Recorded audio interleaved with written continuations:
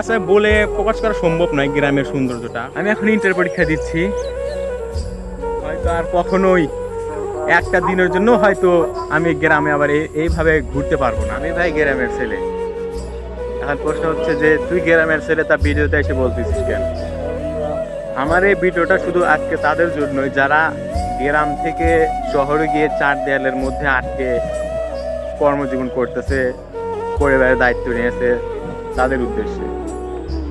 দেখুন, আমি এখন আমাদের এই আমাদের এখানে চড়া বলে জমি জমাকে, দেখুন এই যে এইখানে রয়েছি, মনে হয় এইখানে যে কতটা শান্তি লাগতেছে যে এটা আপনাদের বোঝানো কখনো সম্ভব হবে না। যারা শহরে থাকেন শুধু তারাই বুঝবে এবং এমন অনুভব করবে যে তাদের হয়তো অন্তরটা কেঁপে উঠবে, কেঁদে উঠবে। যারা মনে করেন যে আমার সমান থাকতে এই গ্রাম অঞ্চলে ছিল, এখন তারা শহরে কর্মজীবনে আটকে রয়েছে, বছরে একটা দিনও হয়তো তারা আসতে পারে না। এই যে গ্রামে একটা শান্তি। আমি শহরে গিয়েছিলাম আমার খালার বাসায় বেড়ানোর জন্য গেছিলাম। ভাই কি বলবো ভাই, আমার ওইখানে একটু মনে করেন যে থাকতে মন চাচ্ছিল না, এমন একটা অবস্থা।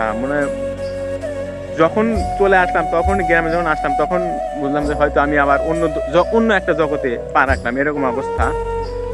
তো আজকের ভিডিওটাও ওই ভাইদের জন্যই যারা এই গ্রাম ছেড়ে এত একটা শান্তিপূর্ণ জায়গা ছেড়ে ওই শহরের চার দেয়ালের মধ্যে আটকে রয়েছে।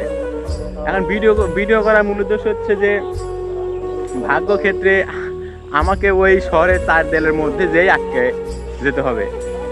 এই এখন আমি অনুভব করতে পারতেছি যে এই সুন্দর একটা আবহাওয়া, সুন্দর পরিবেশ, এত শান্তি, সুশৃঙ্খল বাতাস, এইগুলো আর হয়তো আর এরকম ভাবে পাবো না। এই 18 বছর খুব খুব অনুভব করছি, যেটা আসলে বলার বাইরে। এখন হয়তো যে সময়টা আমার আসতেছে, হয়তো আর কখনোই একটা দিনের জন্য হয়তো আমি গ্রামে আবার এইভাবে ঘুরতে পারবো না। কেননা পরিবারের বড় ছেলে আমি, পরিবারের দায়িত্ব নিতে হবে, সংসারের দায়িত্ব নিতে হবে। বাবা তো অনেক অনেক বছর ধরেই খাটতেছে, আমার জন্মের আগের থেকেই, মানে বলতে গেলে আমার বাবা বিয়ে করার আগে থেকেই খাটতেছে তার পরিবারের জন্য, এখন পর্যন্ত খাটতেছে। তার পাশে দাঁড়ানোর জন্যই আমাকেও ওই শহরের চার দেয়ালের মধ্যে যায় আটকে যেতে হবে। কিন্তু এই যে ফিল এখানে হয়তো চলে, কিন্তু অন্য সাইডে গ্রামে যারা বসবাস করছে তারা জানে যে গ্রামের সৌন্দর্যটা আসলে কতখানি। সেটা আসলে যারা জানে বলে প্রকাশ করা সম্ভব নয় গ্রামের সৌন্দর্যটা।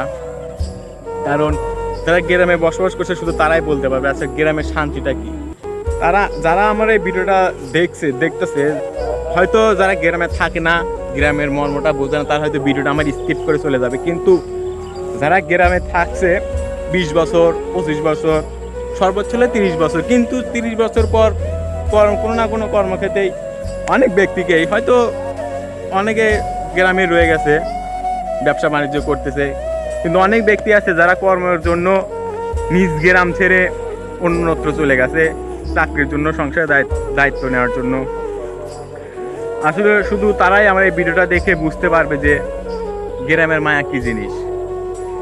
গ্রামের মায়াটা এমন একটা জিনিস, আসলে এটা কি বলবো ভাই। ভিডিও করার মূল কারণ হচ্ছে এটা, আমি এখন ইন্টার পরীক্ষা দিচ্ছি, আমাকে ওই শহরের চার দেয়ালে বন্দি হয়ে যেতে হবে। এটা আসলে আমার মন চাচ্ছে না যে আমি ওই শহরের চার দেয়ালে যা বন্দি হয়ে যায়। হয়তো আমার মতো যারা এখনো শহরে বন্দি, তাদেরও হয়তো মন চায়নি যে শহরে যা বন্দি হয়ে যাক। কিন্তু কি ওই ভাগ্যক্ষেত্র, পরিবারের দায়িত্ব, যেতেই হবে, কোনো প্রশ্নই নাই, যেতেই হবে। তো